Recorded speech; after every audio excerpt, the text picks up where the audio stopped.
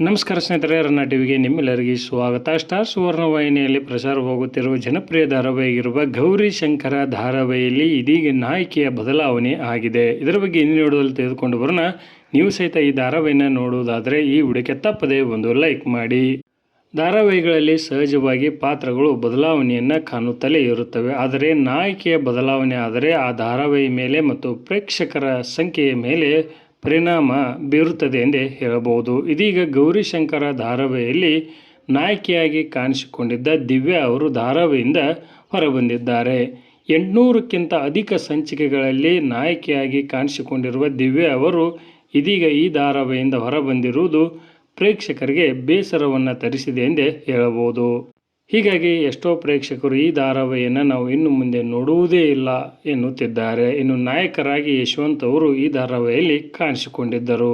ಇವರಿಬ್ಬರ ಜೋಡಿ ಸಾಕಷ್ಟು ಪ್ರಖ್ಯಾತಿಯನ್ನು ಗಳಿಸಿಕೊಂಡಿತ್ತು. ಇವರಿಗಾಗಿಯೇ ಅನೇಕ ಪ್ರೇಕ್ಷಕರು ಈ ಧಾರಾವಾಹಿಯನ್ನು ನೋಡುತ್ತಿದ್ದರು.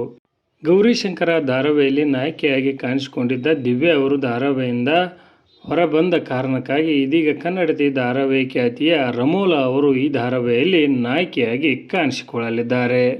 ಈ ಬದಲಾವಣೆಯ ಬಗ್ಗೆ ನಿಮ್ಮ ಅನಿಸಿಕೆ ಅಭಿಪ್ರಾಯವನ್ನು ತಪ್ಪದೇ ಕಮೆಂಟ್ ಬಾಕ್ಸಲ್ಲಿ ಕಮೆಂಟ್ ಮಾಡಿ. ಧನ್ಯವಾದಗಳು. ನಮಸ್ಕಾರ.